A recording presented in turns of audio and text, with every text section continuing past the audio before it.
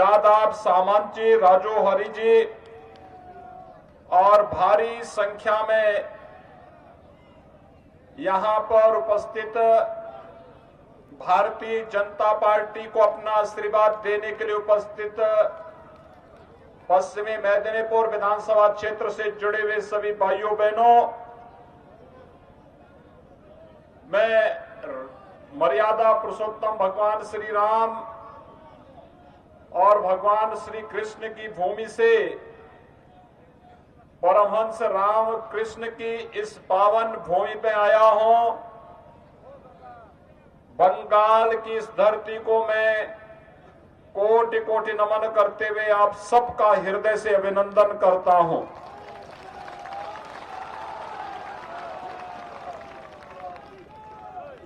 भाइयों बहनों, ये मान्यता है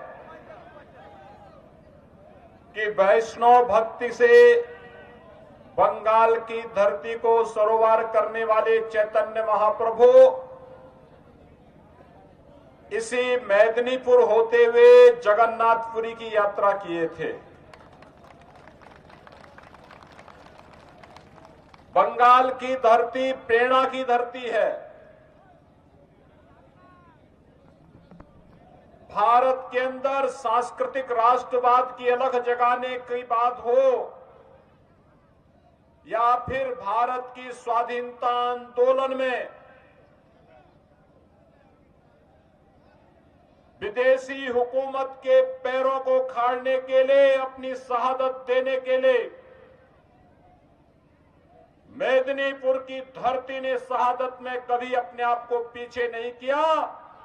भारत माता के महान सपूत शहीद खुदीराम बोस इसी धरती पे पैदा हुए थे। मैं भारत माता के इस महान अमर सपूत को कोटि कोटि नमन करता हूं। और भाइयों बहनों, यही बंगाल की धरती है जहां पर नेताजी सुभाष चंद्र बोस पैदा हुए थे और उन्होंने देश को एक नारा दिया था, तुम मुझे खून दो मैं तुम्हें आजादी दूंगा। ये नारा भी बंगाल की धरती ने देश को दिया था। ये वही बंगाल है जिस बंगाल में स्वामी विवेकानंद ने पैदा होकर के दुनिया के मंच में एक नारा दिया था, गर्व से कहो हम हिंदू हैं। ये स्वामी विवेकानंद ने बंगाल की धरती में पैदा होने के बाद ही वैश्विक मंच पर भारत के प्रत्येक नागरिक को अपने सांस्कृतिक राष्ट्रवाद पर गर्व होने की प्रेरणा दी थी। ये बंगाल की धरती है। गुरुदेव रविंद्रनाथ टैगोर ने देश को राष्ट्रगान देकर के यहीं से एक भारत श्रेष्ठ भारत की उस परिकल्पना को साकार किया था जिसे आज यशस्वी प्रधानमंत्री मोदी जी साकार कर रहे हैं। और भाइयों बहनों, देश की आजादी का अमर गीत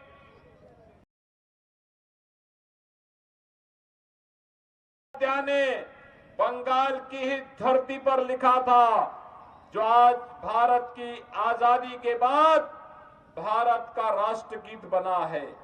वंदे मातरम के अमरोद्घोषक बंकिम चंद्र चट्टोपाध्याय को और गुरुदेव रविंद्रनाथ टैगोर को भी कोटि कोटि नमन करते हुए आप सबका मैं हृदय से अभिनंदन करता हूं। भाइयों बहनों, बंगाल को भारत माता के इन महान सपूतों ने एक समृद्ध बंगाल बनाने की इसका सपना देखा था, लेकिन कांग्रेस, कम्युनिस्ट और तृणमूल कांग्रेस बंगाल को कहां लेकर के चले गए हैं। आज बंगाल में व्यापक भ्रष्टाचार है, आज बंगाल में अराजकता है, आज बंगाल में गरीबी है, आज बंगाल में विकास कहीं भी नजर नहीं आता है। भाइयों बहनों, मुझे बताया गया ये पश्चिमी मेदिनीपुर का ये क्षेत्र कृषि बाहुल्य क्षेत्र है और कृषि बाहुल्य क्षेत्र में आलू उत्पादन करने का कार्य यहां का किसान करता है। लेकिन 10 वर्षों से तृणमूल कांग्रेस की सरकार है। इस सरकार ने अपनी ओर से तो कोई प्रयास नहीं किया, लेकिन केंद्र में मोदी जी के नेतृत्व की भारतीय जनता पार्टी की सरकार ने जब मेदिनीपुर में खाद्य प्रसंस्करण के एक यूनिट आलू के बारे में लगाने की कार्रवाई प्रारंभ की और आलू उत्पादक किसानों के आलू को यहां से एक्सपोर्ट करने की व्यवस्था दी, तो तृणमूल कांग्रेस की सरकार उसमें आड़े आ गई, उसने ये काम नहीं होने दिया।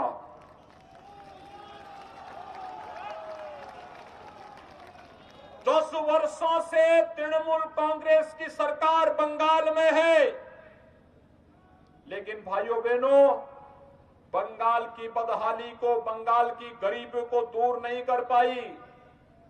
10 वर्षों में इस तृणमूल कांग्रेस की दीदी की सरकार ने, ममता दीदी की सरकार ने बंगाल में कोई उद्योग नहीं लगने दिया। उद्योग नहीं लगेंगे तो विकास नहीं होगा, नौजवानों को रोजगार और नौकरी नहीं मिलेगी। उन्होंने नहीं लगने दिया, जो उद्योग थे उनको बंद करवा दिया। और भाइयों बहनों, एक तरफ उद्योग नहीं लगने देंगे, दूसरी तरफ तृणमूल कांग्रेस के गुंडों की गुंडागिर्दी और भ्रष्टाचार के नए नए उद्योग फल रहे हैं। हर योजना में तोलाबाजी, हर योजना में उनकी लूट खसोट बंगाल के अंदर देखने को मिल सकती है। उत्तर प्रदेश में भारतीय जनता पार्टी की हमारी सरकार 4 वर्ष से है और 4 वर्ष में हमने 40 लाख गरीबों को प्रधानमंत्री आवास उत्तर प्रदेश के अंदर उपलब्ध करवाए हैं।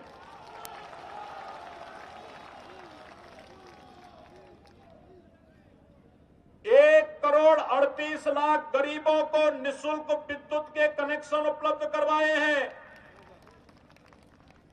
2,62,00,000 गरीबों को एक शौचालय उपलब्ध करवाया है। 6 करोड़ गरीबों को आयुष्मान भारत में 5 लाख रुपए की निःशुल्क स्वास्थ्य बीमा का कवर दिलाया है। और भाइयों बहनों, 2,42,00,000 किसानों को 6,000 रुपए सालाना के हिसाब से फरवरी 2019 से पैसा देना प्रारंभ किया और अब तक 28,000 करोड़ रुपए उत्तर प्रदेश के किसानों के खाते में जा चुके हैं। ये प्रधानमंत्री किसान सम्मान निधि का पैसा बंगाल के किसानों को भी मिल सकता था, लेकिन ममता दीदी ने देना नहीं चाहा, नहीं किया, सहयोग नहीं किया। यहां का किसान उससे वंचित है। ममता दीदी का विकास तो अजीब सा है। वे यहां गरीबों को आवास नहीं देना चाहती, गरीबों को शौचालय नहीं देना चाहती, गरीबों को स्वास्थ्य बीमा का कवर नहीं देना चाहती, मछुआरों को आवास नहीं देना चाहती, प्रधानमंत्री किसान सम्मान निधि का लाभ किसानों को नहीं देना चाहती है। और तो और यहां पर वो रेलवे लाइन नहीं बिछने देती है, यहां पर हाईवे नहीं बनने देना चाहती है, AIIMS, IIM, IIT, medical college इसका निर्माण नहीं होने देना चाहती है। वह केवल चाहती है, भाजपा कहती है सबका साथ सबका विकास का, और ममता दीदी कहती है कि मेरा विकास और तृणमूल का विकास हो, बाकी किसी का विकास न हो।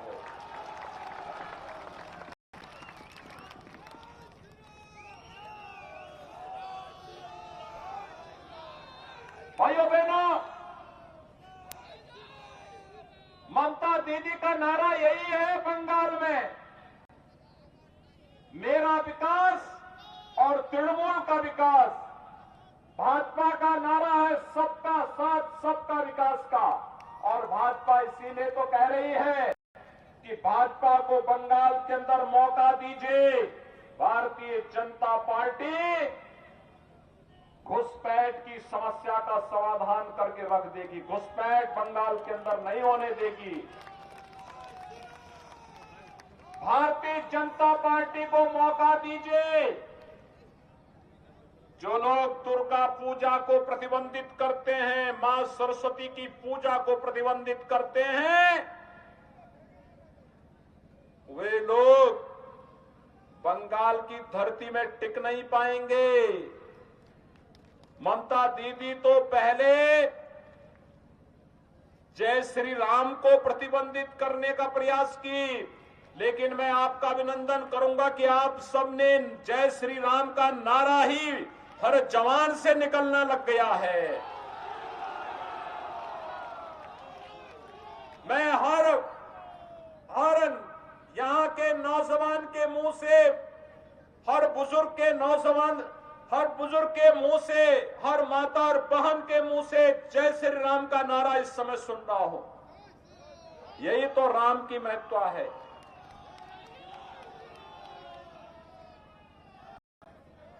हमने कभी भी इसमें भेद नहीं किया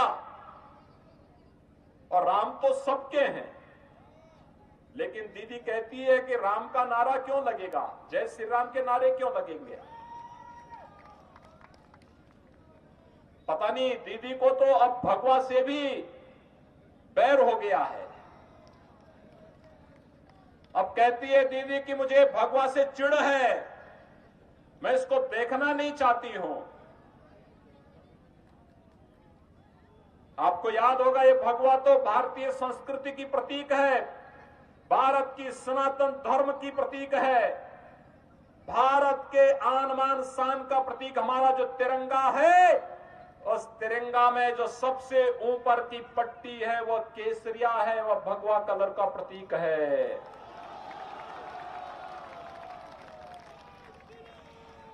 यही बंगाल की धरती है, रामकृष्ण परमहंस और स्वामी विवेकानंद की धरती है।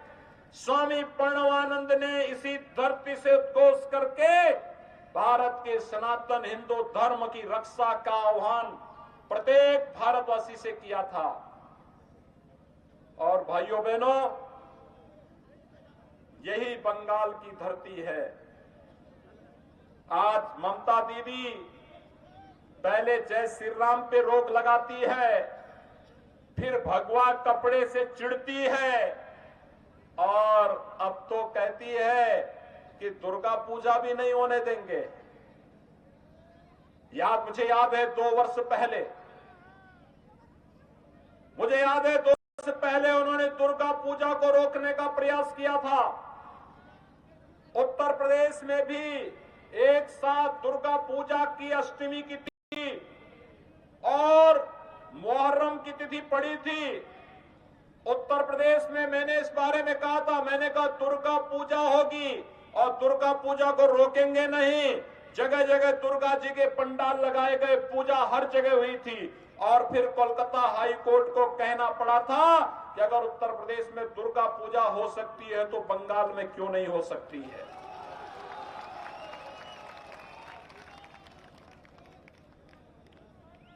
आखिर कब तक ये तुष्टीकरण की भेंट हम यहां की आस्था को और आम जन के विश्वास के साथ करते रहेंगे। और यही तो तृणमूल कांग्रेस कर रही है। भाइयों बहनों, बंगाल की धरती पर पैदा हुए थे डॉक्टर श्यामा प्रसाद मुखर्जी। डॉक्टर श्यामा प्रसाद मुखर्जी सबसे कम उम्र में कोलकाता विश्वविद्यालय के वाइस चांसलर बने थे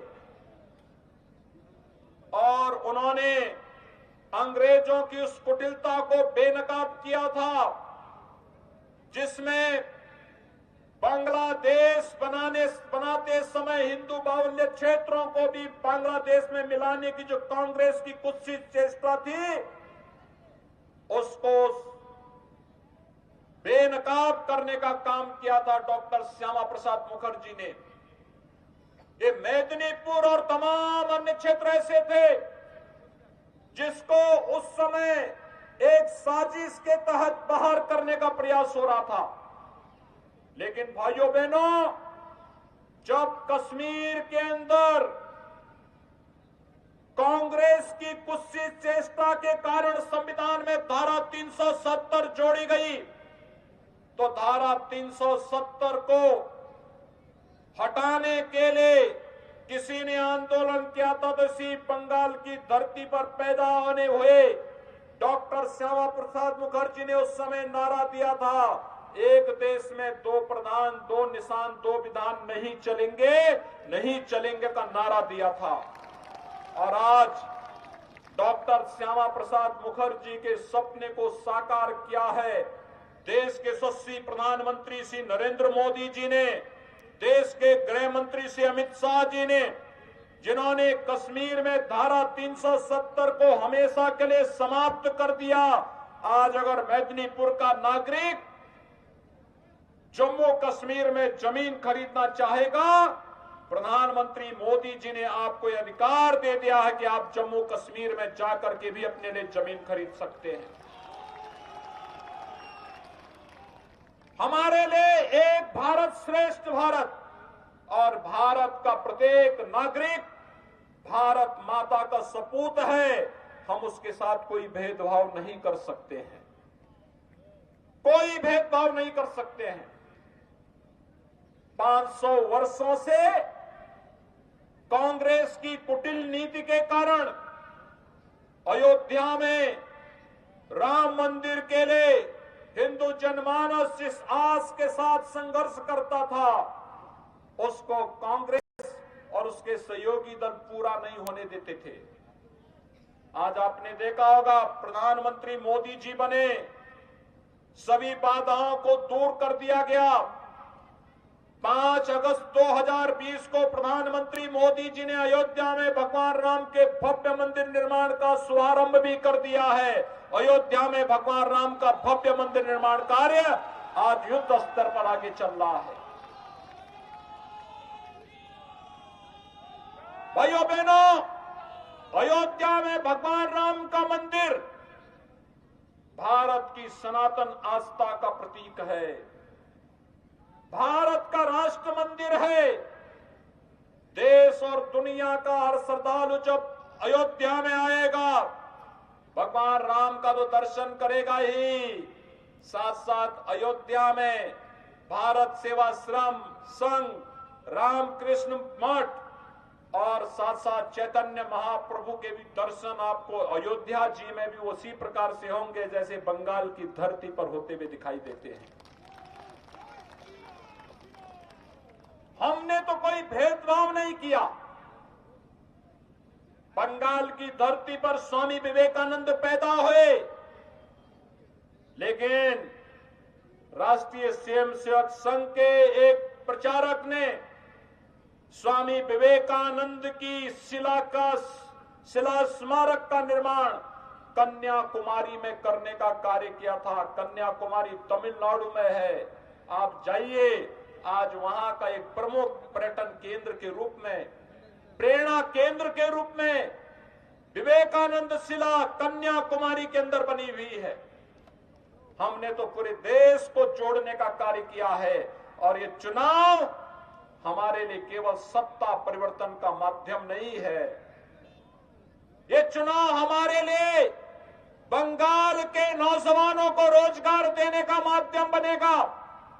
ये चुनाव हमारे लिए यहाँ के हर नागरिक के जीवन में खुशहाली लाने का माध्यम बनेगा, किसानों के जीवन में खुशहाली लाने का, महिलाओं के जीवन में खुशहाली लाने का और बंगाल को सोनार बंगाल की प्रधानमंत्री मोदी जी की परिकल्पना को साकार करने के लिए यह चुनाव हमारे लिए एक महत्वपूर्ण चुनाव है।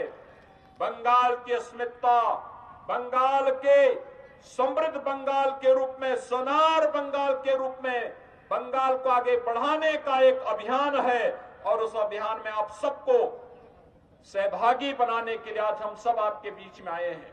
मैं आप सबसे अपील करूंगा, भारतीय जनता पार्टी ने श्री शिवाराम दास को अपना प्रत्याशी बनाया है। भाइयों बहनों, श्री शिवाराम दास के समर्थन में आप सभी लोग हैं, सभी लोग हैं। शिवाराम दास को सभी समर्थन करेंगे। दोनों हाथ लाकर मेरे साथ बोलेंगे, दोनों हाथ जहां तक मेरी आवाज जा रही है, पीछे भी जहां तक मेरी आवाज जा रही है, सभी लोग मेरे साथ बोलेंगे, जय श्री राम, जय श्री राम, जय श्री राम, जय जय श्री राम, जय जय श्री राम।